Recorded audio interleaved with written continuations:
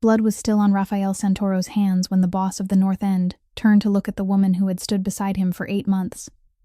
"Take nothing of mine," he said. 5 words, and Maren Holloway's entire life came down. It rained hard over Boston that night. In the 3rd-floor office, Maren stood among 12 armed men and listened to the man she loved accuse her of selling him out. She told him she knew nothing about what her brother had done. He didn't believe her. He laid 2 pieces of evidence on the desk, and the whole room went quiet and stared at her, because even she couldn't explain them. Rafael gave the order to take her brother out of the city. Maren went down on the floor and begged him, beat him, banish him, take 10 years off her own life. Just don't take the only family she had left. He never looked at her once. He only said it, loud enough for all 12 men to hear. "What do you think those 8 months were? A place for me to rest." Then he made her leave everything behind. The key card, the keys, the watch he gave her, even the notebook she carried every day. She walked out of that house in the same worn clothes she'd worn to her job interview. But there was something Maren didn't know. 40 minutes before he called her upstairs, Rafael had taken a phone call. And everything he did that night, every cruel word, every cold look, began with that call. And there was something Rafael didn't know either. That morning, Maren had taken a test. 2 lines. He told her to take nothing of his. He was wrong. Some truths take 5 years to speak out loud, and some people wait a lifetime for an explanation that never comes. If Maren's story caught you somewhere in the chest, leave a like and share it with someone you once misunderstood. Subscribe so you don't miss the stories still coming, and tell us below. How early did you guess who was on the other end of that phone call? 40 minutes before Maren Holloway walked up the wooden staircase to the 3rd floor, Rafael Santoro sat alone in that study, and there was nothing on the desk in front of him yet. No papers, no evidence. Only an untouched glass of liquor and the sound of rain tapping against the window behind him. He had just learned that the shipment at the harbor had been intercepted. He already knew he would have to deal with it, but he didn't know that within the next 40 minutes, he would destroy the one thing in his life he didn't want to lose. The phone on the desk vibrated. No number appeared on the screen. Rafael stared at it for 3 seconds before picking it up, because in his world, an unidentified call at 10 o'clock at night never brought good news. He didn't say hello. He simply pressed the phone to his ear and waited. The voice on the other end came slowly, almost pleasantly, the voice of an older man who was accustomed to being obeyed. Rafael didn't answer. He only rose, walked to the window, and stood there listening. No one could see his face in that moment. All they could have seen was his right hand gripping the edge of the wooden desk so tightly that his knuckles turned white. The silver ring on his little finger turned slowly once, then a second time, then a third. Anyone who had worked with Rafael Santoro long enough knew what those 3 turns of the ring meant. They meant that this man was holding something enormous inside his chest, and he was losing the fight to contain it. The call lasted no more than 2 minutes. From beginning to end, Rafael spoke exactly 1 sentence, and he said it in a voice so calm it was chilling. "How much time are you giving me?" The man on the other end answered. Rafael nodded once, though there was no one there to see it, then ended the call and placed the phone face down on the desk, as though if he could no longer see it, the call might somehow never have existed. He stood motionless for a long time. Outside, the rain lashed against the glass in waves. Downstairs came the clatter of dishes, voices, the laughter of several bodyguards eating a late meal, the ordinary sounds of a home it had taken him 10 years to build. And he realized he was listening to those sounds the way a person listens to something he knows he is about to lose. The door opened. Gideon Pace walked in without knocking, because he was the only person in this house who didn't need to knock. Gideon spoke at once, his voice as clipped and precise as always. The 3rd shipment had been intercepted at the eastern docks. The route had been compromised. Only 3 people in the world had been allowed to handle that file, and one of those 3 was Rafael's secretary. Gideon placed a printed call log on the desk. At 1:12 that morning, Maren Holloway's phone had called her brother, Beckett Holloway, and they had spoken for 4 minutes. 3 days after the robbery, $40,000 had been transferred into her account. Gideon went on, telling him about Beckett, about the debt, about the pills, about how far the man had fallen over the past 2 years. Rafael listened. He looked at the sheet of paper on the desk, and he listened. But his mind wasn't in that room. His mind was still on the other end of the call he had just received, turning every word over and over, searching for an opening, searching for a way out, searching for any other way, and there wasn't one. That was what turned him cold. In 20 years in this world, Rafael Santoro had never found himself in a situation he couldn't buy his way out of, couldn't negotiate his way through, couldn't solve with force. Tonight was the first time. Tonight, the only thing he could do to keep one person alive was make the entire city believe that person meant nothing to him. Gideon asked him how he wanted to handle it. Rafael didn't answer immediately. He picked up the glass of liquor, looked at it, then set it back down without drinking. He thought about the woman sitting on the second floor, perhaps waiting for him, perhaps with something she wanted to tell him, because all afternoon she had been looking at him in a way he couldn't quite understand. He would never know what she had intended to say. Then Rafael turned around, and when he opened his mouth, his voice had changed. It was no longer the voice of the man who had just stood by the window. It was the voice of the North End boss. "Call her up." Gideon nodded and started to turn away, but Rafael added one more sentence, and that was the part Gideon didn't understand. "And call every one of our men into this room. All of them. I want witnesses." Gideon stopped at the door. In 11 years of working beside this man, he had never once heard Rafael Santoro ask for witnesses to anything. Rafael handled everything in silence, and all of Boston knew it. But Gideon didn't ask. He simply nodded and went down the stairs. Rafael remained alone in that room, staring at the sheet of paper on the desk, and began counting down. 38 minutes. The iron gate closed behind Maren Holloway with a hard, hollow clang, and that was the last sound she heard from that house. She didn't look back. She had learned one thing during the 8 months she'd spent living in Rafael Santoro's world. When they told you to go, you went, and if you turned around to look back, they would think you still had hope. The November rain in Boston wasn't heavy, but it was bitterly cold. The kind of cold that seeped through the thin fabric of the old clothes she'd worn on the first day she'd come to ask for a job. The clothes she'd kept in a downstairs closet for the past 8 months, as something to remind herself never to forget where she'd come from. As it turned out, they were useful after all. She walked.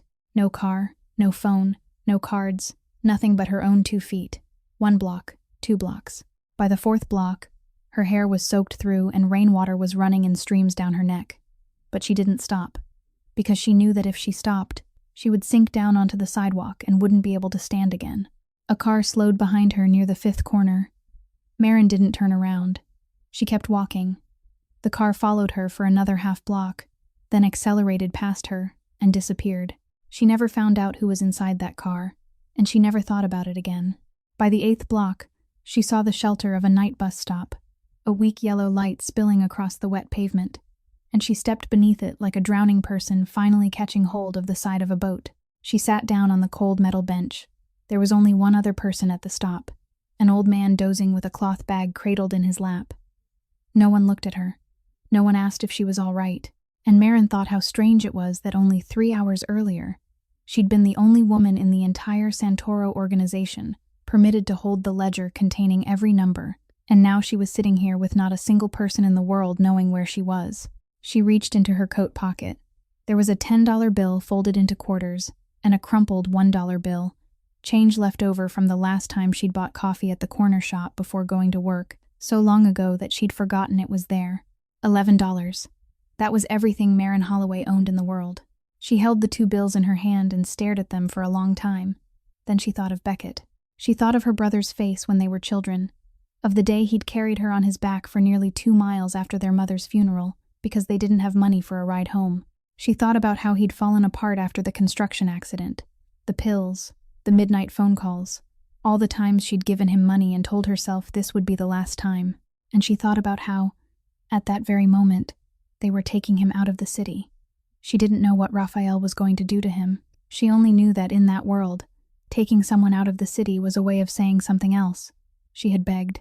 She had dropped to her knees on the stone floor and begged in front of 12 men. And that man hadn't even looked at her once. And then something inside Maren's chest broke apart, not into sobs, but into an immense silence. She placed a hand over her stomach. That morning, in the small bathroom on the 2nd floor, she'd sat on the edge of the bathtub for 15 minutes, staring at the 2 lines that had appeared, and rehearsing over and over in her mind the words she would say to him. She'd planned to tell him tonight. She'd even chosen how she would say it. Now she sat beneath the bus shelter, soaked to the skin, $11 in her hand, and spoke a single sentence to the child not yet formed inside her. Very softly, without poetry, without tears. He told me not to take anything that belongs to him. Fine. I'll take you with me, and he'll never know. The night bus arrived close to 1 o'clock in the morning, its doors opening onto a rush of warmth and the smell of engine oil. Maren climbed aboard.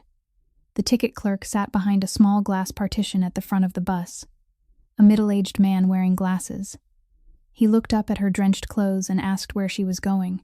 Maren placed the $11 on the counter and smoothed the 2 bills flat beneath her palm. She told him she wanted a ticket as far away as $11 could take her. The man looked at her for another second, then asked no more questions. He tore off a ticket and handed it to her, along with 50 cents in change. Maren took the ticket, walked to the back of the bus, sat beside the window, and rested her forehead against the cold glass. The bus began to move.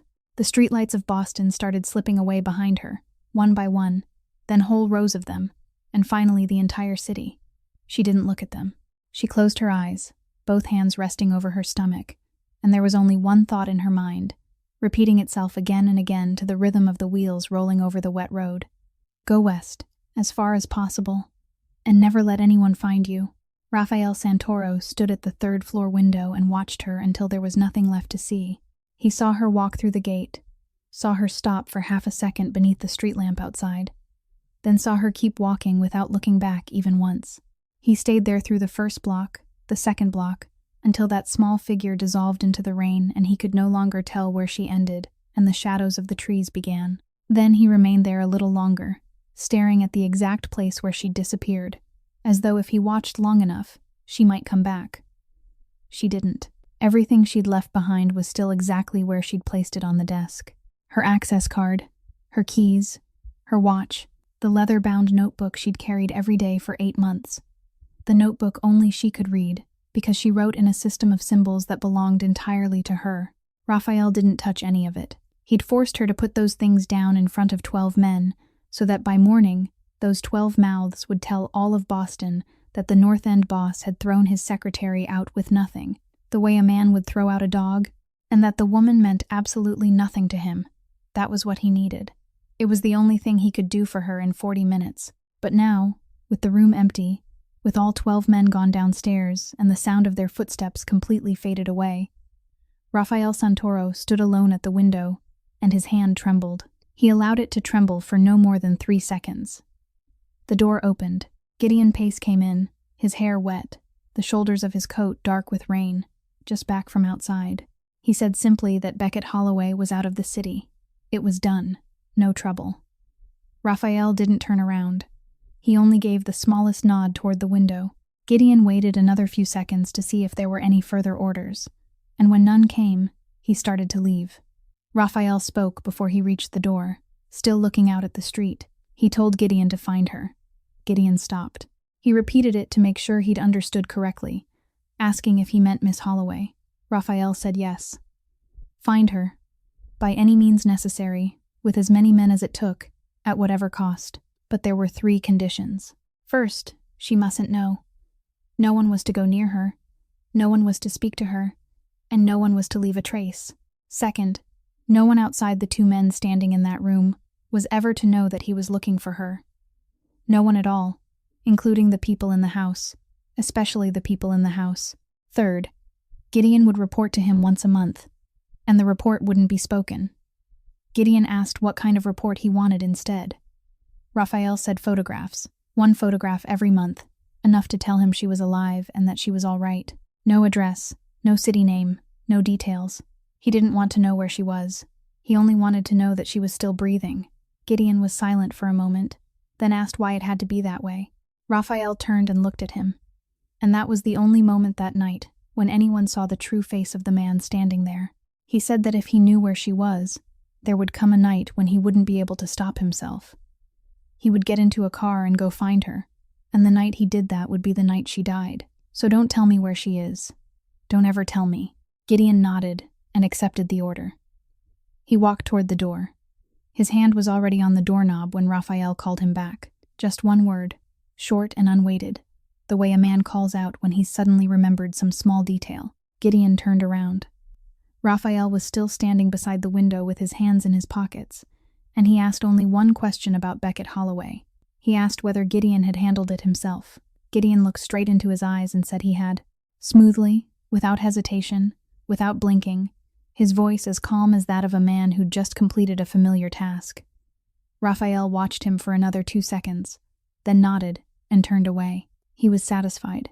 In 11 years, Gideon Pace had never lied to him once, and Raphael Santoro was the kind of man who trusted things that had been proven over 11 years. Gideon closed the door behind him and went down the stairs, his footsteps steady, neither fast nor slow.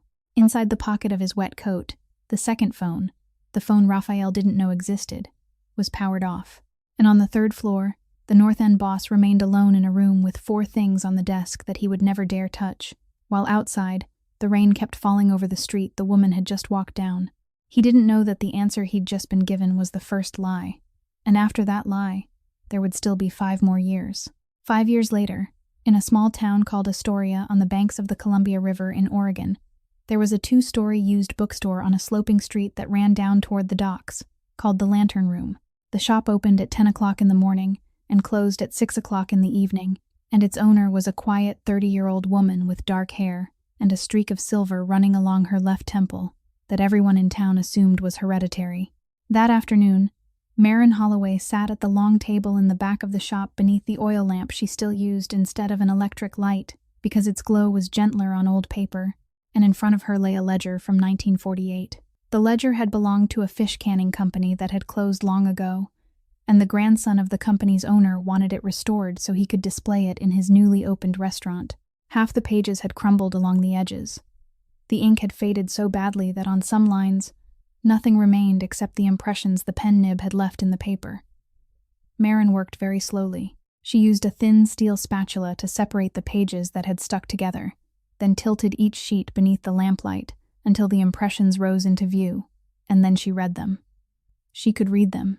That was the part no one in this town could understand.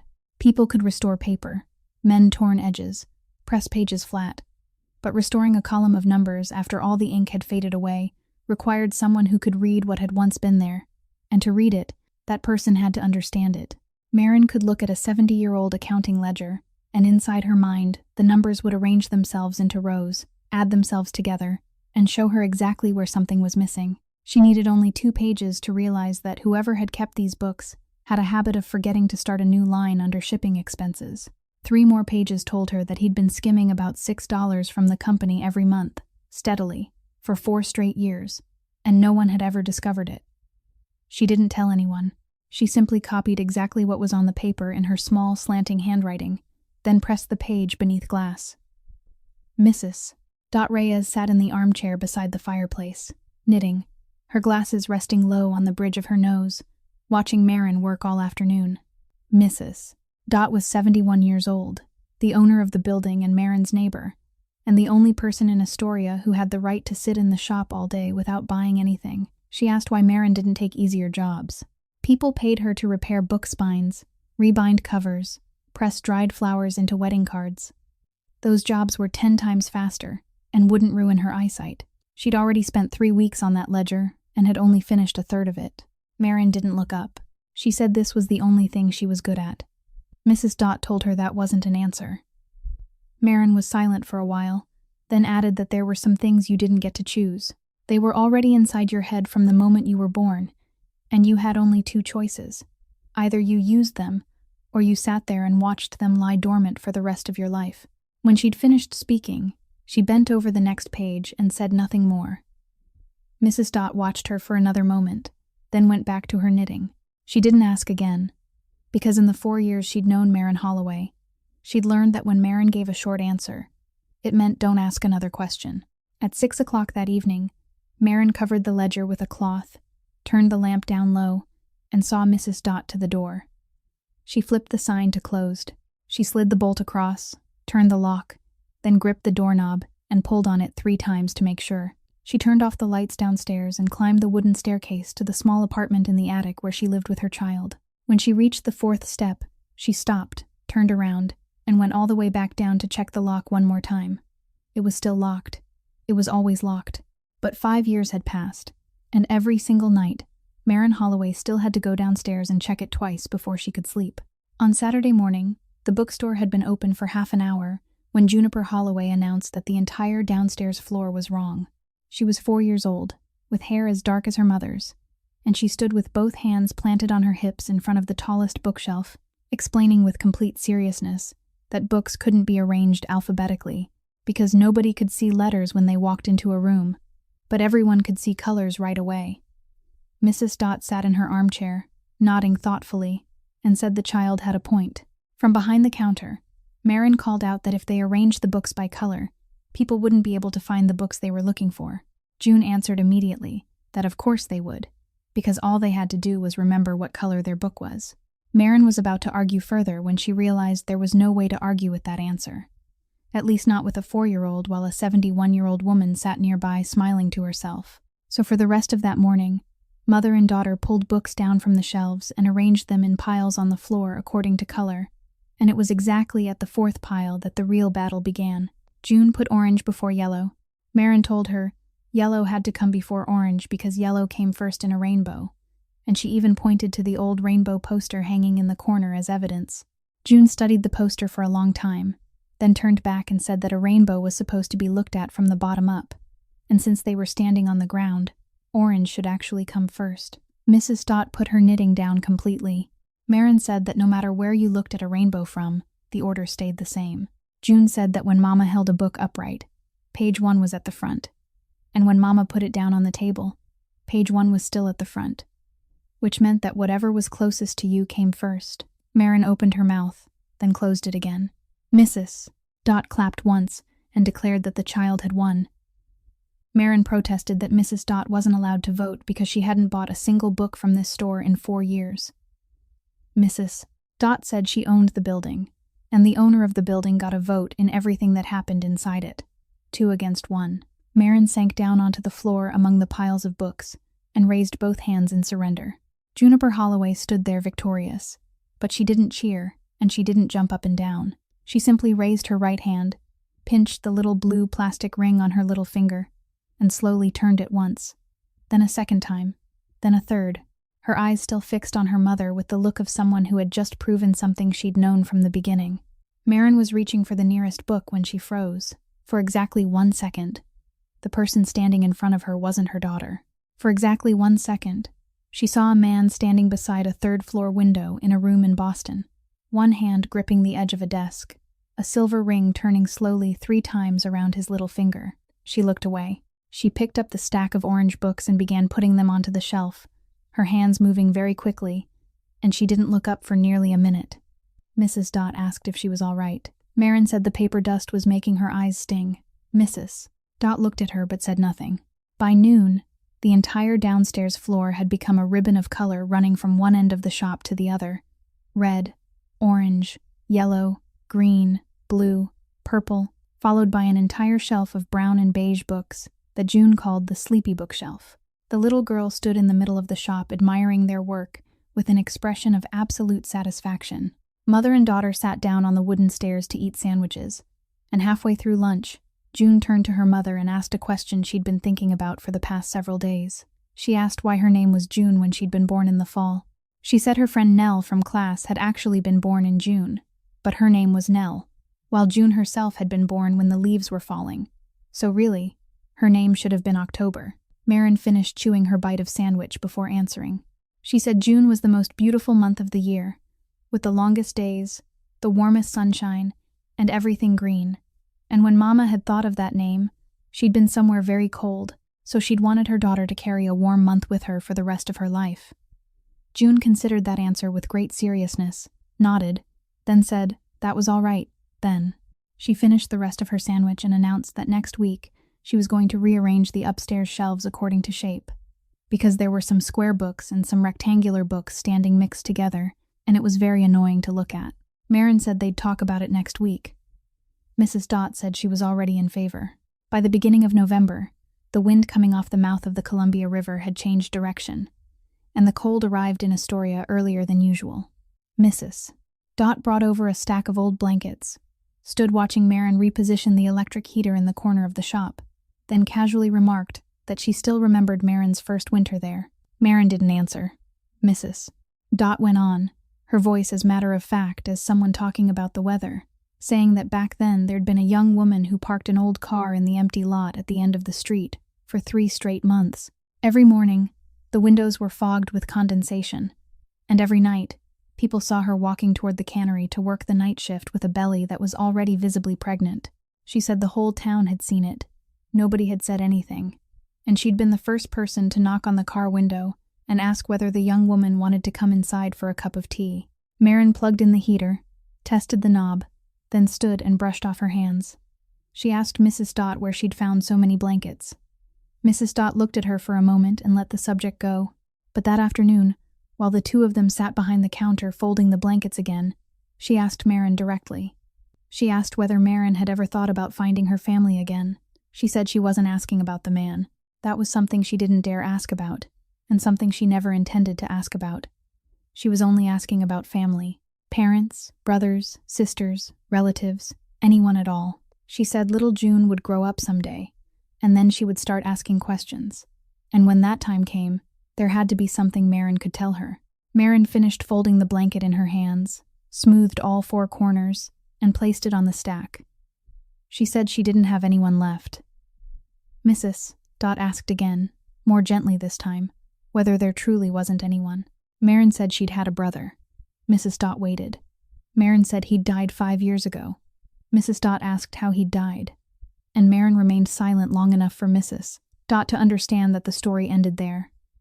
But there was one thing Mrs. Dot couldn't hear, because it existed only inside Marin's mind, and it had lived there for 5 years. Beckett Holloway hadn't died from an illness, hadn't died in an accident, hadn't died from the pills that had dragged him steadily downward through the final 2 years of his life. He'd died because of his sister. He died because she'd left the ledger in her briefcase, the briefcase in her room, and the room unlocked on the night he'd come to borrow money. He died because she'd believed that man would listen to her, because she'd believed that if she could only explain, everything would be all right, and she'd been wrong. He died because she'd knelt on a stone floor and begged for something no one had ever intended to give her. There were mornings when Marin woke and, for the first 3 seconds, forgot that any of it had happened. Then she remembered, and those 3 seconds were the easiest part of her day. She'd never visited a cemetery because she didn't know where he was buried, and she didn't dare think about why she didn't know. She simply worked. She repaired books, mended spines, restored old ledgers, raised her daughter, checked the lock twice every night, and lived with that belief the way a person lives with a piece of metal left inside the bone after an accident, something that can't be removed, something that aches when the weather changes, and something you eventually learn to live with. On November 14th, a brown envelope arrived in the shop's postbox, as it did every year. It bore a vague postmark from a distant transit hub and no return address. She bent down and picked it up. She held it in her hand, and she knew exactly what was inside because this was the 5th year. Inside was cash, old $20 bills, neatly arranged, and with the money there was always something else, something very light and very thin, so thin that if she lifted the envelope and gently shook it, she could barely feel that it was there. Marin didn't open it. She hadn't opened any of the 5. She went upstairs, took the tin cookie box from the top shelf of the cupboard, the one printed with a windmill whose paint had begun to peel, opened the lid, and placed the 5th envelope on top of the other 4. Then she closed the lid, returned the box to its usual place, went back downstairs, and turned the sign on the door to open. At 3 o'clock that afternoon, the bell above the shop door rang and a man walked in, and Marin Holloway knew something was wrong before he even opened his mouth. It wasn't because of his face. His face was young, clean, cut, pleasant, the kind of face that made people willing to stop and give a stranger directions. It was because of the coat. In Astoria, people wore heavy wool coats, raincoats, padded jackets from the canneries, and all of them were worn thin at the elbows. This coat wasn't. It was the kind of coat Marin had once seen hanging in the closets of a house in Boston, and she even remembered the way that kind of fabric fell when the person wearing it walked. She set down the steel spatula, stood, and moved behind the counter. He said he was looking for antique books. She asked how antique. He smiled and said he didn't really know much about them. He'd only heard there were old books here. Marin pointed toward the shelves at the far end and said the books printed before 1930 were all over there. He walked over, pulled one out, turned 2 pages, then put it back without looking at the title. Then he turned toward the counter and began asking questions. He asked how long she'd had the shop. She said a few years. He asked how many years a few meant. She said 4. He said 4 years was a long time, then asked where she'd lived before that. Maren lowered one hand beneath the counter, to the place where she kept the oak bar she used to brace the door, and left her hand there. She said she'd lived in many places. He asked which places. She said places that weren't worth remembering. He smiled again, the same pleasant smile, and said that from the sound of her accent, she didn't seem like she was from around here. She sounded more like she came from the East Coast. Maren said anyone's accent could change. He nodded thoughtfully, picked up another book from the counter, the one whose spine she'd repaired that morning, and asked whether she lived upstairs alone, because the light up there stayed on late every night. At that point, Maren stopped answering. She looked directly at him. The only sounds in the shop were the small click of the electric heater and the wind coming off the mouth of the river. He put the book down, still wearing the same expression, and asked one more question, his voice a little softer now, almost intimate. He asked whether the little girl she often took to the fish market in the mornings was her daughter, and said she was very pretty. Maren heard her heart strike one hard beat inside her chest, and then nothing. Her expression didn't change. She didn't take her hand out from beneath the counter. She only said the shop was about to close. He looked up at the clock on the wall, which read 3:20, then looked back at her, and for exactly half a second, something passed through his eyes. Something very cold, something that didn't belong to the pleasant face at all. Then it disappeared. He apologized for bothering her, thanked her, wished her a pleasant afternoon, and walked out. He opened the door, held it for an elderly woman passing along the sidewalk, then headed down the hill toward the docks, polite from beginning to end. Maren stood motionless behind the counter and counted to 30. Then she went to the door, turned the sign to closed, slid the bolt into place, turned the lock, and stood there with one hand still resting on the doorknob and her forehead against the wooden frame. She remained that way for a long time. Inside her mind, a list began running on its own, the list she'd made 5 years ago and had repeated silently to herself more times than she could count. The bag in the coat closet, the papers in the second tin box, cash. How many minutes it would take to get from here to the bus station. How many minutes if she had to stop at Mrs. Dott's house first. She went upstairs, stood at the window overlooking the sloping street, and watched for 2 hours. No one came back. By 7 o'clock that evening, she told herself he was only a curious tourist, that people still came up from Portland to visit Astoria this time of year, that she hadn't slept peacefully in 5 years, and was beginning to see ghosts everywhere. She told herself that 3 times. Then she went downstairs to check the lock, and that night she checked it 4 times instead of 2. What Maren Holloway didn't know was that the man hadn't been a tourist, and he hadn't found the bookstore on his own. 2 weeks earlier, in a place more than 2,500 miles from Astoria, someone had sold this address, and the person who sold it wasn't a stranger. That same night, more than 2,500 miles east of Astoria, Rafael Santoro sat in his third-floor study and did what he always did on this day every year. He took the stack of photographs from the bottom drawer and placed it on the desk. 5 years of searching, 2 men traveling across America, more money spent than he could count, and all he had to show for it was a stack of photographs not even as thick as his little finger. He turned them over one by one. The first showed a bus station in Cleveland at dawn. Empty benches, a wet floor. The second showed an intersection in St. Louis. A red light, not a single person in sight. The third showed the front of a closed shop with a for rent sign pasted diagonally across the glass, then a roadside diner in Nebraska, then a parking lot, then a bridge. She wasn't in any of them. She had never been in any of them. During the first 2 years, Gideon had still sent one every month, exactly as Raphael had ordered, and each month there had been a short sentence with it. Almost. She left here 3 days ago. She's changed her name. She's better than we thought. By the 3rd year, a photograph came only once every 3 months. By the 4th, once every 6 months.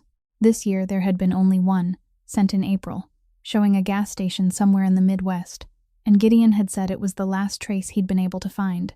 Raphael had looked through these photographs so many times that he knew every angle by heart. There were nights when he sat wondering how a 30-year-old woman with no money, no papers, no connections, could disappear so completely inside America while 20 of his men searched for her. He had found an answer. and he'd lived with it for 5 years. The answer was that she didn't want to be found, and a woman who didn't want to be found was stronger than all his money put together. He poured himself a drink, lifted the glass, and didn't drink. The phone on the desk vibrated. An unknown number. Raphael looked at it, and for 1 second something very old ran down his spine, the feeling of a rainy night 5 years ago, when another unidentified call had rung on this very desk. He opened the message. It was a photograph, taken through a storefront window, slightly blurred around the edges, in daylight. Behind the glass was a dark-haired woman bent over a work table beneath an oil lamp, holding something slender like a small knife, with a streak of silver running down her left temple. Raphael didn't breathe for nearly 4 seconds. He had stared at more than 20 photographs without her in them, and now, after 5 years, there she was on the screen of his phone, separated from him by a pane of glass and more than 2,500 miles. Then his eyes moved to the lower right corner of the photograph. There was a child. Only the child's back was visible. Dark hair, sitting on the floor among several stacks of books, facing away from the camera. He couldn't see the child's face. He couldn't see anything except that small back. Beneath the photograph were several lines of text. "I don't want blood. I want the North End port. You have 48 hours. When the time runs out, I'll invite her to come work for me, and I think she'll accept, because I pay very well. She remembers everything, doesn't she, Raphael?" Signed, Varga. Raphael read it 3 times. Then he went back to the photograph, and he no longer looked at Varga, no longer looked at the port, no longer looked at the 48 hours. He looked at the small back sitting among the piles of books. He looked at it for a very long time, and something rose inside his chest, something he recognized immediately and despised himself for allowing to rise. She had another life now. She had a home, a shop, a child, and that meant that somewhere inside that shop there was a man who had slept beside her, who had heard her laugh, who had been allowed to hear the stories she would never tell Raphael again. For 5 years, he'd told himself that knowing she was still breathing would be enough. Now he knew she was still breathing, and he discovered that he'd been lying to himself for 5 years. His hand tightened. The crystal glass shattered in his palm, liquor and shards of glass spilling across the wooden desk, running over the stack of photographs and blurring the picture of the Cleveland bus station. Raphael didn't look down. He wiped his hand against the front of his coat, picked up the phone, and called Gideon Pace. It rang until the call ended. He called a second time. A third. A fourth. He called while walking from the desk to the window, and from the window back to the desk, called while pulling open a drawer and taking out the file on the port, called while ordering the men downstairs to prepare the car. On the 9th call, he held the phone to his ear and stood motionless in the middle of the room, listening to every ring until the call finally died. No one answered, and at that moment, for the first time in 11 years, Raphael Santoro began to wonder why, in all those 5 years, he'd never once seen the woman's face in any of the photographs. The next morning, the sky cleared completely, the kind of clear day Astoria rarely saw in November, and Marin decided to take everyone to the fish market. She told herself she was going because there was fresh halibut that day, not because she wanted to see how many people passed along the sloping street in daylight, not because she wanted to study every face on the sidewalk to see whether anyone was wearing a coat that looked too expensive. She told herself that, and Mrs. Dot didn't ask. The 3 of them walked down toward the docks, June in the middle, holding her mother's hand with one hand and Mrs. Dot's with the other, and every time they came to a puddle, the little girl would swing from the 2 women's arms and jump across it. At the first stall in the market, there was a woman selling butter candies from a glass jar, and June stopped directly in front of that jar, just as she always did. Marin said 1. June said 2. Marin said 1, because she'd already had candy yesterday. June said yesterday's candy was lemon candy, and lemon candy and butter candy were 2 different kinds, so technically she hadn't had any butter candy yet today. Mrs. Dot burst out laughing right there in the middle of the market. Marin said that argument didn't hold up. June said Mama should think about it this way. If she ate 2 butter candies today, then tomorrow she wouldn't ask for any. But if she only got 1 today, then tomorrow she would still feel as though she was missing 1, which meant Mama would lose 2 candies either way, only more slowly. The woman selling the candy heard this and said the child could grow up to be a businesswoman. Marin stood there with her wallet in her hand, defeated for the 2nd time in a single week, and paid for 2 butter candies. June didn't cheer. She simply turned the blue plastic ring on her little finger exactly 3 times, accepted the 2 candies, and carefully tucked one into her coat pocket to save for the afternoon. After the 3 of them had bought the fish, they sat on the wooden steps at the end of the dock, eating sandwiches they'd bought from a food cart, and watching the fishing boats leave the harbor one after another and head toward the mouth of the river. Sunlight stretched across the water, and the wind was cold, but not bitter. As she ate, June explained her new plan to Mrs. Dot. The following week, she was going to rearrange all the bookshelves upstairs, but this time, she wouldn't organize them by color. She would organize them by shape. Square books would go with square books, tall books with tall books, and thin books would have a separate place of their own. Mrs. Dot asked what she planned to do with books that were both tall and thin. June stopped chewing and genuinely thought about it for a long time, then announced that those books would have a shelf of their own, called the undecided shelf. Mrs.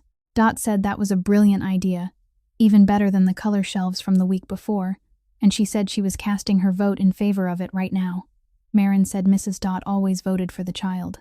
Mrs. Dot said that was because the child was always right. Near noon, when the 2 adults had fallen a little behind, and June was running ahead collecting seashells from the wooden steps, Marin told Mrs. Dot that she had urgent work to finish that night. The customer who'd commissioned the restoration of the ledger had called and wanted it a week earlier than planned, and Marin needed one quiet night to finish the middle section, the hardest part, the section where she had to examine every page individually beneath the lamp. She asked whether June could spend the night at Mrs. Dot's house. Mrs. Dot hadn't even had time to answer before June overheard and spun around with a delighted shout. Mrs. Dot's house had 2 things the little girl loved more than anything in the bookstore. One was the tin of ginger cookies that was always full on top of the cupboard. The other was the red wool blanket Mrs. Dot had knitted beginning the previous winter. A heavy, warm blanket that made June fall asleep almost as soon as it was pulled over her. June asked whether there would be ginger cookies tonight. Mrs. Dot said yes, and there would be warm milk too. June turned to her mother and asked if that meant she could stay awake until 9 o'clock. Marin said 8:30. June said 9. Marin said 8:45, and that was her final offer. June considered it, nodded, and accepted the deal. At the fork in the sloping road, they went their separate ways. Marin bent down and hugged her daughter, told her to listen to Mrs. Dot, told her to brush her teeth, told her not to eat the entire tin of cookies. June said, "I know, Mama," in the voice of someone who'd heard the same words 100 times before. Then the little girl waved goodbye to her mother, turned, and ran ahead up the hill toward Mrs. Dot's house, one hand holding the coat pocket where she'd saved her butter candy, the other holding the remaining candy high in the air like a flag, and the sound of her laughter carried all the way back down the street that afternoon. At 11 o'clock that night, only one pool of light remained inside the bookstore, falling across the long table in the back, where Marin bent over page 94 of the accounting ledger from 1948. She'd been sitting there since 7 o'clock that evening. She tilted the page beneath the oil lamp until the impressions left by the pen nib rose into view, read the column of numbers, copied them down, then moved on to the next page. And she worked slowly enough that there was no room left in her mind for anything else. That was exactly why she loved this work. She was reaching for the steel spatula when the bell above the door rang. Marin looked up. The small brass bell over the front door only rang when the door opened, and she'd locked that door at 6 o'clock, slid the bolt into place, turned the lock, and pulled on the handle 3 times, just as she did every night. She stood up very slowly. The shop door opened onto a patch of darkness, and in that darkness stood a man. He didn't come inside. He simply stood in the doorway with the river wind blowing in behind him, stirring the loose pages on the table. Marin didn't need the light to recognize him. She recognized him by the way he stood, by the way his shoulders seemed to fill the entire width of the doorway, by the stillness of a man accustomed to every room falling silent when he entered it. Rafael Santoro took 1 step forward until the oil lamp reached his face, and Marin saw 5 years written there. He was thinner. His cheeks had hollowed. His eyes were deeper set. There was silver at his temples now, and the narrow scar at the edge of his left eyebrow stood out more clearly against his pale skin. He looked at her, and he looked for too long, the way a man looks when he's traveled more than 2,500 miles, just to make sure the thing he's been searching for is real. Marin was the first to speak. She asked how he'd gotten inside. He said her lock was old. She asked what he was doing there. He didn't answer immediately. His eyes moved around the two-story bookstore, over the ribbon of color running along the shelves, the armchair beside the heater, the oil lamp, and the open ledger in the middle of the table, and Maren saw his throat move once. Then he said she'd built more than he'd imagined. Something inside her flared at those words. She told him he had no right to stand there and judge her. She asked if he'd come to finish what he'd left unfinished, if taking everything from her 5 years ago still hadn't been enough, if he'd crossed all this way just to take the bookstore too. Raphael said no. She asked what it was then. He said he'd come to keep her alive. Maren laughed, a short, dry sound. She said that was a good line, and asked how many times he'd practiced it on the plane. She told him she'd stayed alive for 5 years without him. She'd survived 3 winter months living in a car. She'd survived night shifts at the cannery. She'd survived the night she gave birth alone in a county hospital with no name to write in the space for next of kin. And through every one of those years, where had he been? Raphael stood motionless and took every word. He didn't argue once. That made Maren angrier than anything else, because for 5 years, she'd rehearsed dozens of answers in her head for the day she could finally argue with him, and now he wouldn't give her a single chance to use them. She walked around behind the counter and pulled out the oak bar she used to brace the door, a heavy piece of wood as long as her arm that she'd kept there since the day she moved in. She gripped it with both hands and told him that if he took one more step toward the stairs, she would use it, and she said it in the voice of someone who wasn't making an empty threat. Raphael looked at the wooden bar, then lifted his eyes to hers. He didn't step back. He didn't move forward either. He only said he wasn't going upstairs. Then he took his phone from the inside pocket of his coat, placed it on the counter, and pushed it toward her. He said, "You have 6 hours to leave this city." Maren didn't look at the phone. She looked straight at him and laughed a second time, even drier than before. She said that in Boston, he could order around anyone he wanted, throw people out in the middle of the night if he pleased, make them leave their watches on the table, and walk barefoot through the gate if that was what he wanted. But this wasn't Boston. This was the home she rented with money she'd earned herself, the shop she'd built with her own hands, the town where people knew her name. Here, he wasn't the boss of anything. He was just a man who'd broken the lock on someone else's door at 11 o'clock at night. She told him he had no right to give her orders here, and she told him to get out. Raphael didn't move. He only said, his voice very low, "They found you, Maren. And it wasn't me." Maren heard him, but she didn't believe him, or perhaps she wouldn't allow herself to believe him, because believing him meant running again, and she'd sworn to herself that she would never run again. She told him not to make up stories just to frighten her. Raphael said he wasn't making anything up. She asked who had found her. He said the man's name, and Maren recognized it immediately, not because she'd ever met him, but because during the 8 months she'd kept the books for the Santoro organization, that name had crossed her mind often enough for her to know exactly what it meant. She stood motionless for a moment. Then she said she wasn't leaving. Raphael said she didn't have a choice. She said she did. She always did. And this time, she wasn't going to let anyone push her out a door in the middle of the night again. He said, "You don't understand. They're not coming to hurt you. They're coming to take you.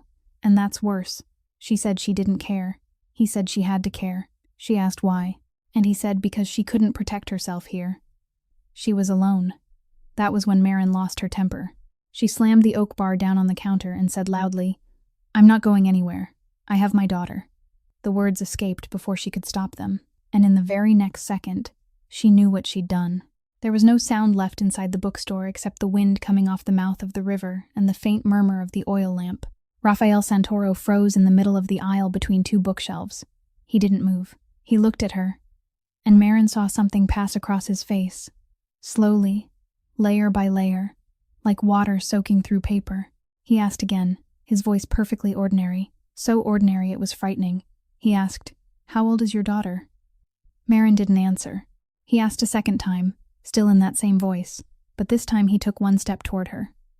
"How old is your daughter, Maren?" She still didn't answer. She stood behind the counter with both hands resting on the wooden bar, looking directly at him without saying a single word, and that silence answered everything.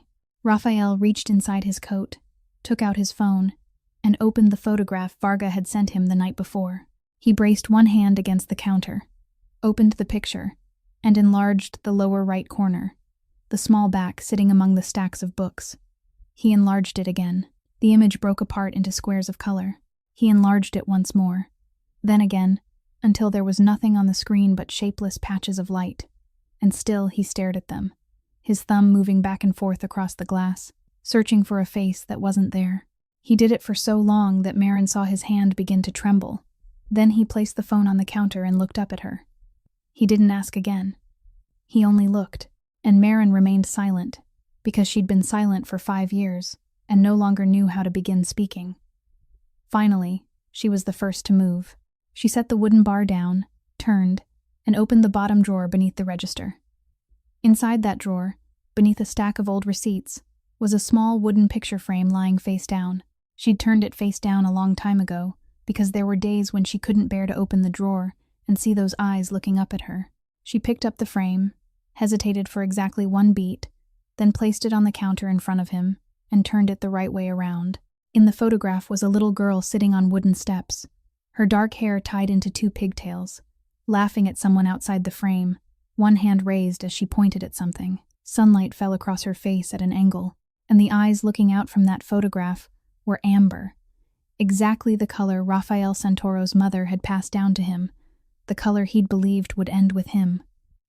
Rafael stared at the photograph. He didn't pick it up. He bent forward, both hands braced against the edge of the counter, and looked at it from very close, like a man who couldn't see clearly. Then his arms began to give beneath the weight of his own body. He let go of the counter, walked 3 steps to the side, and sat down on the wooden staircase leading to the attic. The North End boss, the man whose name made all of Boston lower its voice, sat on the 2nd step of an old bookstore in Astoria, with his elbows on his knees and his face buried in both hands. For nearly a minute, he couldn't speak. Maren stood behind the counter watching him, and she didn't know what she was feeling. She'd imagined this moment thousands of times over the past 5 years, and in every version of it, she was always the one standing above him. Now she truly was standing above him, and it felt nothing like she'd imagined. Then Rafael lowered his hands. He didn't look at her. He looked at the photograph on the counter, and the first thing he said wasn't an accusation, wasn't a question about why she'd hidden the child from him, wasn't any of the words Maren had spent years preparing herself to answer. He asked very softly, almost without a voice, "What's her name?" Maren told him the little girl's name. Rafael repeated it once, very softly, like a man trying out a word in a language he'd never learned.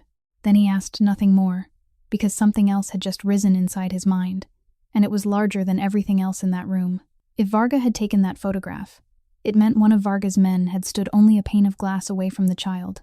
Rafael rose from the stairs, took out his phone, and called Gideon Pace for the 10th time.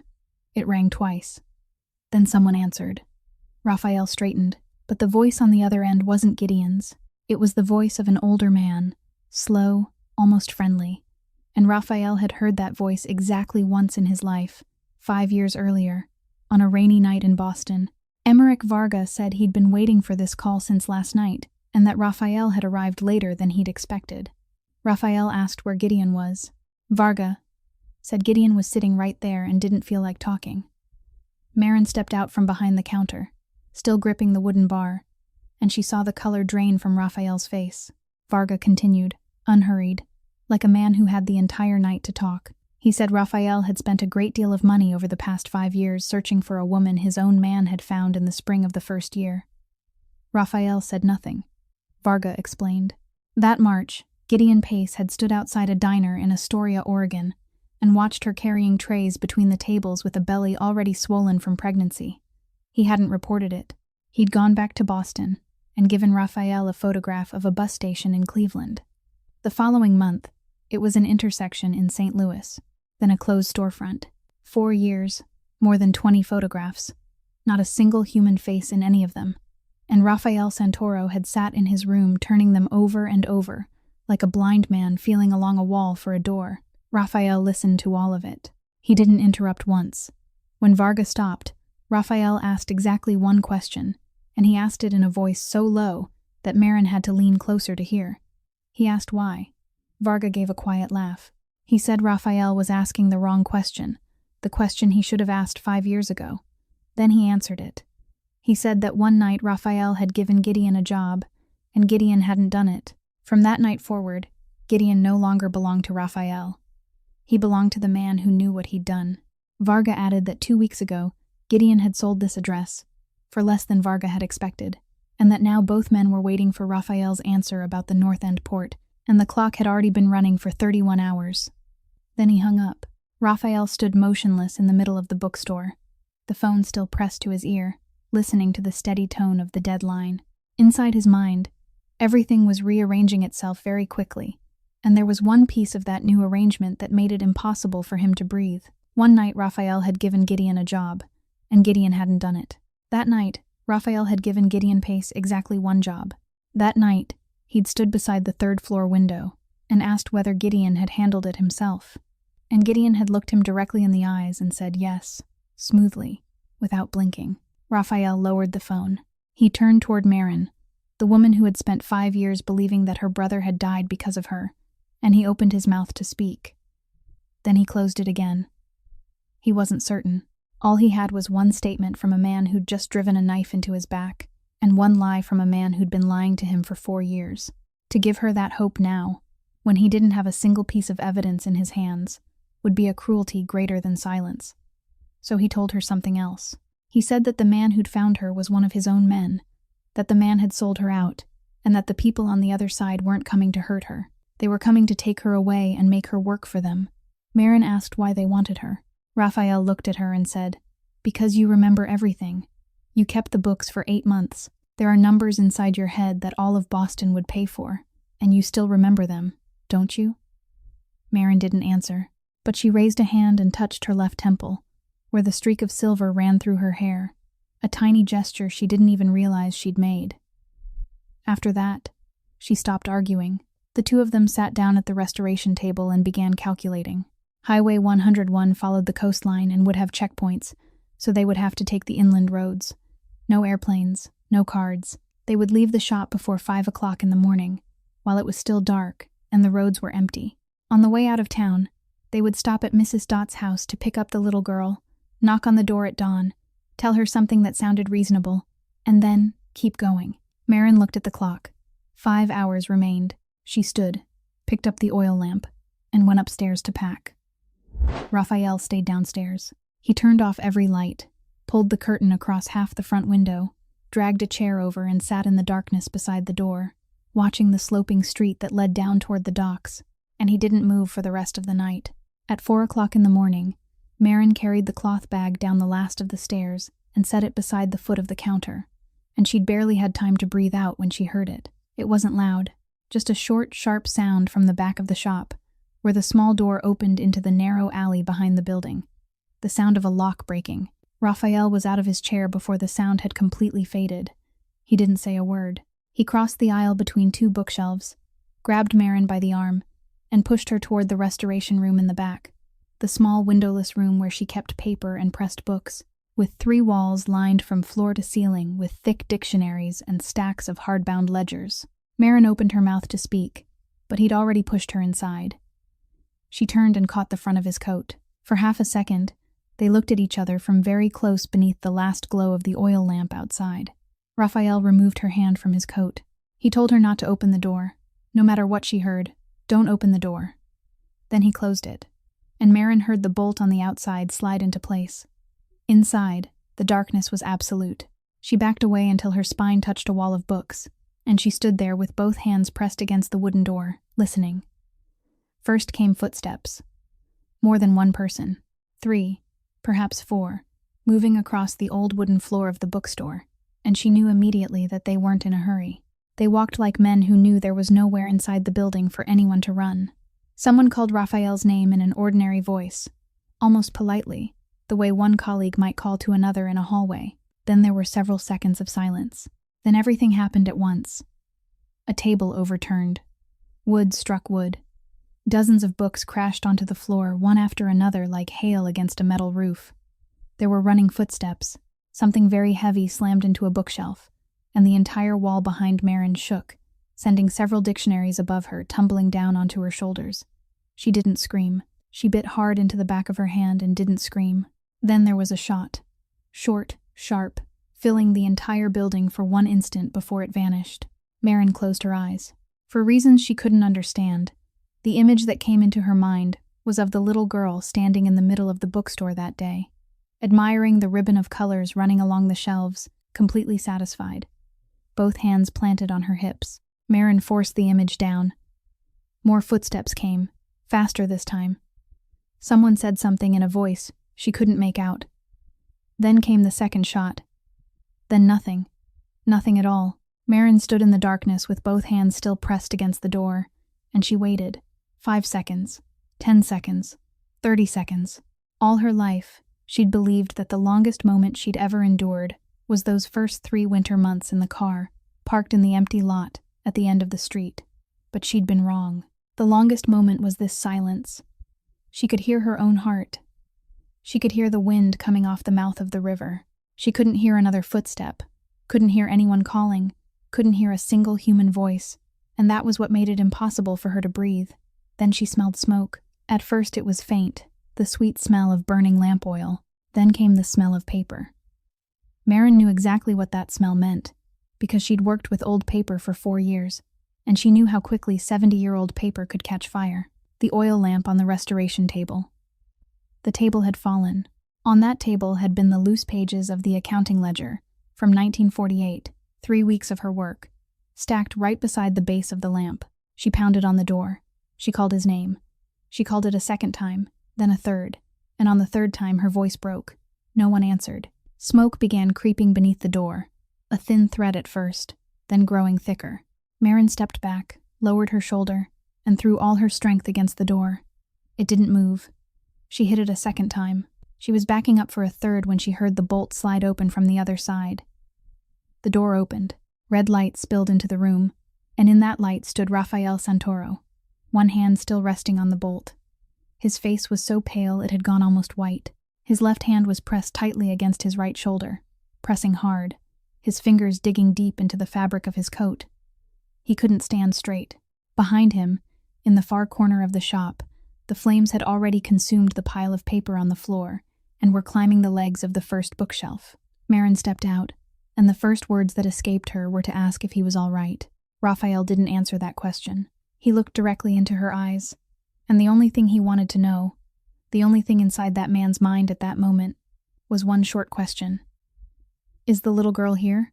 Maren said the little girl wasn't there. She was at the neighbor's house, 2 hills away, and Maren saw the man's entire body sag when he heard the answer. Then she grabbed the cloth bag beside the counter, wrapped an arm around him, and the 2 of them went out through the back door. The rental car was parked at the end of the alley. Maren pushed him into the back seat, climbed in after him, closed the door, and from there, through the window, they watched the red glow swallow the entire ground floor of the lantern room. She didn't look for long. She unbuttoned his coat, and when she saw his shoulder, she clenched her teeth. She tore a strip from her own shirt, folded it into a thick pad, pressed it against his shoulder, and kept both hands there, bearing down with all her strength. Raphael drew in one very deep breath and didn't make a sound. Maren began to berate him. She berated him for coming there. She berated him for breaking the lock on her door. She berated him for sitting in that chair all night instead of calling the police, for shoving her into the back room and bolting the door from the outside as though she were something that needed to be put away, for going 5 years without picking up the phone even once. And then her voice broke and she couldn't berate him anymore. Tears ran down onto the backs of the hands she was pressing against his shoulder. She said, "Do you know something? I've imagined seeing you again 1,000 times, and not once did I imagine it like this." Raphael sat motionless beneath her hands. Then he said, his voice hoarse, that there was something he had to tell her, and he had to tell her now because he wasn't sure he'd still be conscious later. Maren told him to be quiet and save his strength. He said no. He said that night in Boston, 40 minutes before he'd had her called upstairs, he'd received a phone call. Maren's hands stopped moving. He told her the caller had been Emmerich Varga, and he hadn't threatened to kill anyone. He'd called to name a price. He'd said he knew there was a woman inside the Santoro organization who kept the books, a woman who remembered every number, every route, every name, and he'd said he was willing to pay twice whatever Raphael was paying her. Then he'd added one more sentence. The sentence Raphael had heard over and over inside his head for 5 years. He'd said that if she wouldn't take the money, that was fine too, because what he needed was inside her head, and what was inside a person's head could always be taken. It simply had to be taken another way. Raphael said he'd asked how much time Varga was giving him. Varga had said he was a patient man. Then he'd hung up. Marin listened, both hands still pressing against Raphael's shoulder, and said nothing. Raphael said he'd had 40 minutes. He'd stood beside the third-floor window and calculated, and there had been only 2 choices. The first was to keep her, bring her deeper inside the house, put 10 men at the doors, never let her go outside, and then all of Boston would immediately understand that this woman mattered enough for Raphael Santoro to lock her away. He said that if he'd chosen that path, she would have survived 6 months at most. The second choice was to throw her out. Not quietly. Not by giving her money and telling her to leave. It had to be cruel. It had to be public. People had to see it. People had to tell the story afterward. He kept talking, and by then his voice was barely more than a breath. He asked whether she'd ever wondered why there had been 12 men in the room that night. He'd never handled anything in front of other people. Not once in 10 years. But that night, he'd told Gideon to bring everyone in the house up to the 3rd floor, and he'd spoken those words loudly enough for all 12 men to hear every single one. He'd needed 12 mouths. That was the only reason he'd called them into the room that night. By noon the next day, all of Boston knew that the North End boss had thrown his secretary into the street with nothing because she'd betrayed him. And Varga knew it too. And a woman who meant nothing to Raphael Santoro wasn't worth Varga's trouble to pursue. He said he'd even had to make her take off the watch, because if she'd walked away carrying anything that belonged to him, the story wouldn't have been complete. The car remained silent for a long time. Outside, the sound of fire engine sirens drifted up from the bottom of the hill. Marin sat motionless, both hands still pressing against his shoulder. And inside her mind, the past 5 years were turning themselves back to the beginning, page by page, and every page now carried a different meaning. She remembered the way he hadn't looked at her even once that night. She remembered his voice when he'd spoken about those 8 months, how unnaturally loud it had been, louder than necessary in a room that small. Then she remembered something else, and when she did, both her hands stiffened against his shoulder. She looked up at him. She asked very slowly, 1 word at a time. "What about my brother?" Marin asked, her voice dangerously quiet. "Did you save him the same way you saved me by destroying his life?" Raphael Santoro opened his mouth, but for the first time in his life, no words came. Raphael sat silent long enough for Marin to think he wasn't going to answer. Then he spoke, and his voice no longer sounded like the voice of a man holding something back. He said, "Your brother never sold the routes to anyone." Marin didn't understand at first. She asked what he was talking about. Raphael said the person who'd sold them was Gideon Pace. He said he'd only pieced it together tonight, from what Varga had said on the phone, and once the pieces fell into place, it became so obvious that he couldn't understand how he'd failed to see it for 5 years. He said only 3 people had access to the shipment routes: him, her, and Gideon. And when the shipment was intercepted, Gideon was the one who'd brought the printed call log upstairs and placed it in front of him. Gideon was the one who'd told him about Beckett's debts, about the pills, about how far the man had fallen. He said a drug-addicted debtor with no home, no job, a ready motive, and a ruined reputation was the easiest person in the world to blame. All it took was 1 real phone call between a brother and sister at 1:12 in the morning. A call in which she'd refused to lend him money, and all of Boston would believe it. Marin asked about the $40,000. Raphael said yes, the $40,000. He asked whether she'd ever wondered why someone who'd just gotten his hands on that much money would transfer it directly into an account in her name. No one did that. No thief in the world did that. The money had been transferred 3 days after the robbery. Not for her to receive, but so it would sit there waiting for Raphael to see it. It was the final signature on the sentence, and the only person in the organization with access to the accounts necessary to do that, the only person who knew her exact account number, was the man who'd stood beside Raphael for 11 years. No one in the car spoke. "What about Gideon?" Marin asked, her voice barely above a whisper. Raphael leaned his head back against the leather seat, his eyes fixed on the rain-streaked window.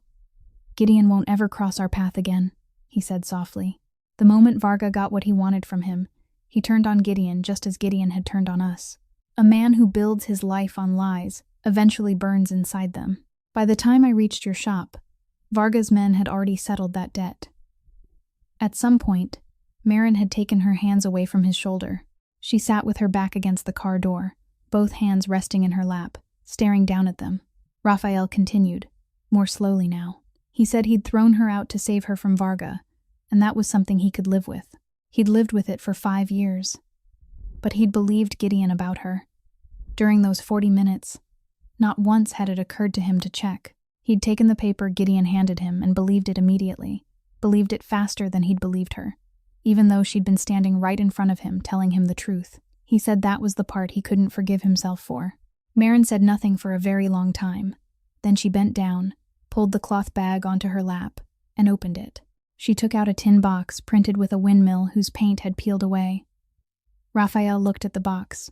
She opened the lid. Inside were 5 brown envelopes, stacked one on top of another. The bottom one yellowed around the edges. Maren said that for 5 years, every November 14th, one of these had appeared beneath the door of the shop. No name, no stamp, no writing. She said she'd never opened any of them because she'd been afraid. She was afraid that if she opened one and saw Raphael's handwriting, she wouldn't be able to bear it. And she was afraid that if she opened one and it wasn't his handwriting, she would be able to bear it even less.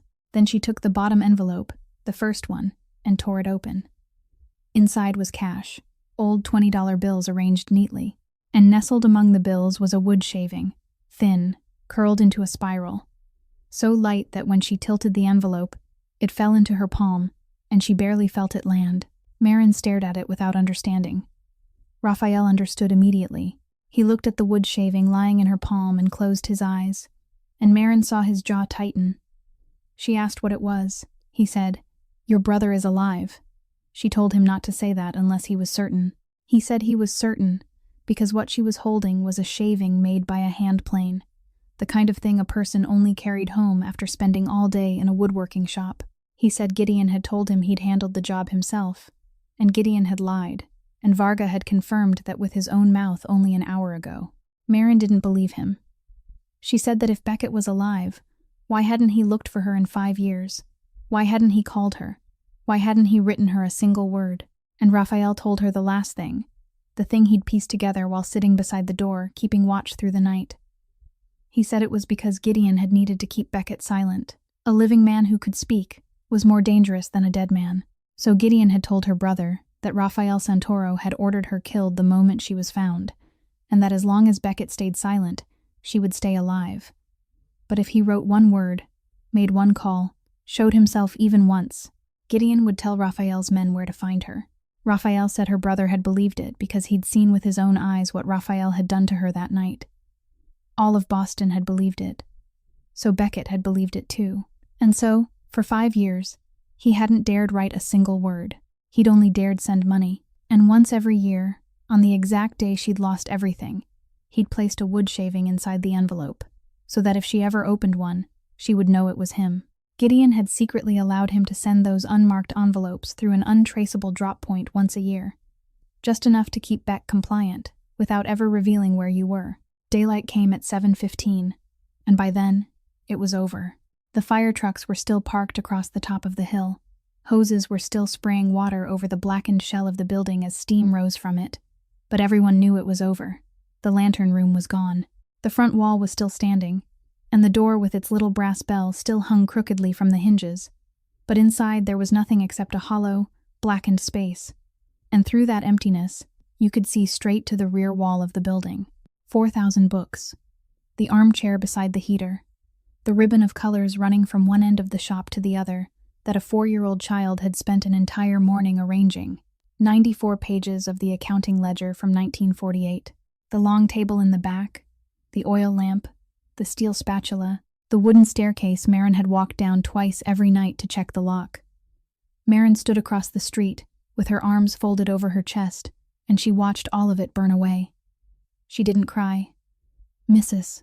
Dot stood beside her with a cardigan pulled over her nightgown, her hair still uncombed, and she didn't say anything either. She simply reached over, took hold of Maren's wrist, and kept her hand there. The little girl was asleep upstairs in Mrs. Dot's house beneath the red wool blanket, and both women understood without saying it that no one was going to wake her this morning. Raphael stood leaning against the car a few steps away, one hand still pressed against his shoulder, his face still pale. He watched Maren watching the shop. Then he said he'd rebuild it. Maren didn't turn around. He went on saying he'd buy her 10 bookstores, anywhere she wanted, 3 times the size of this one. In Portland, in San Francisco, anywhere at all, and she'd have more books than she could read in a lifetime. He spoke in the voice of a man who'd finally found something he knew how to do, and was clinging to it because it was the only thing he had to offer. Maren turned and looked at him. She said no. He said, "I have money, Maren." She said, "I know you have money." Then she said the next word slowly, without raising her voice. She said, "You still don't understand. It wasn't property." She asked him if he knew what that shop had been to her. It was 4 years. It was 3 months sleeping in a car. It was all those nights carrying trays at the cannery with her belly already swollen. It was every dollar she'd saved inside a tin box, every book she'd bought from someone for 50 cents, and then repaired the spine, mended the cover, and placed on a shelf. She said that shop was the only proof in the world that she'd made something without him. He couldn't buy that back. If he bought her 10 bookstores, all 10 of them would belong to him, and she would spend the rest of her life standing inside them like someone living in another person's home. Raphael said nothing. He looked down at the wet street. Maren allowed the silence to remain between them long enough, then unfolded her arms and took 2 steps toward him. And this time, when she spoke, she looked directly into his eyes and didn't look down once. 5 years earlier, she'd knelt on a stone floor in that room and looked up at this man. This morning, she stood straight. She said, "I'll go with you, but you listen carefully to these conditions. First, I'm not going back to being anyone's shadow. I'm not your secretary. I'm not your secret lover. I'm not something you keep inside a house with 10 men guarding the doors. I stand beside you as an equal, or I don't stand beside you at all. Second, the little girl grows up in the light. She goes to a normal school. She has friends. She runs outside. She doesn't grow up behind any walls. And if there ever comes a day when you can't keep that promise, I'll take her away, and this time you won't find us. Third, you tell her who you are yourself, not me. I've lied to her for 4 years about where her father is, and I'm not going to say the final words for you. You tell her yourself, and you wait until she's ready to accept you, no matter how long that takes." Raphael nodded after each condition without interrupting her. Then Maren gave him the final condition, and this one she said louder than the other 3. She said, "But before any of that happens, you take me to New Mexico, today. You don't go back to Boston. You don't call anyone. You don't arrange anything. You take me to my brother. And I need to see him with my own eyes. If you're wrong, if there's no one there, then I'll take my daughter and leave, and you will never come looking for us again." Raphael Santoro leaned back against the car. He looked at her for a long time, at the woman standing in the middle of the sloping street, with the blackened remains of her bookstore behind her, her hair disheveled, one side of her shirt torn away, with nothing left in the world except a cloth bag and a tin cookie box. Then he spoke. "All right, all of it." 3 days later, the car turned off the main road and entered a small town in northern New Mexico, where the sun was so fierce it bleached the sky. White and red dust settled over the windshield in a thin layer. At the end of the dirt road stood a workshop with a corrugated metal roof, its rolling door wide open, and from inside came the steady sound of a planer running. The smell of freshly cut wood reached all the way out to the road. Maren got out of the car, and she couldn't walk. She stood beside the open door with one hand resting on the roof, and she stayed that way for nearly a minute. Raphael didn't hurry her. "Mrs. Dot remained in the car with the little girl asleep against her shoulder. Then the planer stopped, and a man stepped out of the darkness of the workshop, one hand still covered in sawdust, the other holding a folding ruler, brushing dust from his shoulder as he walked. He looked up and froze. The folding ruler fell to the ground. Beckett Holloway stood there in the sunlight, 33 years old, his body hardened, his skin tanned, his hair cut short, without a trace left of the man who'd once called his sister at 1 o'clock in the morning to borrow money. Brother and sister looked at each other across the dusty yard. Neither of them ran forward. Neither cried out. 5 years didn't need to be retold, because both of them had already lived those years. Maren walked toward him slowly, until she was standing directly in front of her brother, then lifted her face to look at him. Beck said he was sorry. Maren said he had nothing to be sorry for. Beck said he knew, but he was sorry anyway. Then she fell against his chest, and he wrapped his arms around his sister, both hands still covered in sawdust, resting against her back. And they stood that way for a very long time, in the white glare of the sun, while the wind rattled softly through the sheets of corrugated metal. The next morning, the yard behind the woodworking shop was cooler beneath the shade of the trees, and Juniper Holloway sat on the wooden steps with a book resting in her lap. The little girl had been awake since early morning, had explored every corner of the workshop, had asked Uncle Beck 30 questions about the planer, and now she sat there, turning the pages of her book, her legs swinging without touching the ground. Rafael Santoro came out from inside, his shoulder bandaged beneath his shirt, and sat down on the step at a careful distance from the little girl. He didn't move any closer. He didn't touch her. He simply sat there and looked out across the yard. The little girl turned and looked at him. She wasn't afraid. She studied him the way she studied a book with an unfamiliar cover, curious and direct. And then she said, "You look at me like you know me." Raphael was silent for several seconds. Then he said, "I do know you. I have for a very long time. I was just late getting here." The little girl considered those words with complete seriousness, the way she considered everything, then raised her right hand, pinched the blue plastic ring on her little finger, and turned it once, twice, 3 times. Sitting beside her, without even thinking about it, the man raised his own hand and turned the silver ring on his little finger exactly 3 times, in exactly the same rhythm. The little girl noticed. She looked at his hand, then at her own, then back at his hand once more, and she smiled. Inside the house, Marin stood behind the window frame watching the yard, and she raised one hand to cover her mouth. The little girl asked him if he knew how to read. Raphael said he did. She lifted the book from her lap and handed it to him. There are people who love us by pushing us away, and their greatest tragedy is that they never dare to say why, until the price is paid not only in years from their own lives, but in years from the lives of the people they love. Pride can take 5 years from a person's life, and those 5 years can never be recovered. No amount of money can buy them back, and no explanation can make up for them. But this story also shows us something else. A woman who loses everything on a rainy night can still rebuild her life with her own 2 hands, $1 at a time, 1 day at a time, without waiting for anyone to come and save her. And once she has learned to stand firmly on those 2 feet, she has the right to forgive on her own terms, not on anyone else's. That is what true forgiveness is. The forgiveness of someone standing upright, not someone kneeling. Some truths take 5 years to be spoken, and some people wait an entire lifetime without ever receiving an explanation. If Marin's story left a lump in your throat, please leave a like and share it with someone you've once misunderstood. Subscribe to our channel so that every day, more moving stories like this can find their way to you. We'd truly love to hear what you think. What do you think about Raphael's decision that night? When did you realize who that phone call had come from? And if you were in Marin's place, would you forgive him?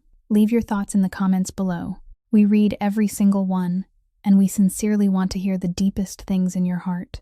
To everyone watching this video, we wish you good health, a joyful life, and peace and serenity every day beside the people you love. Goodbye, and we'll see you again in the next video.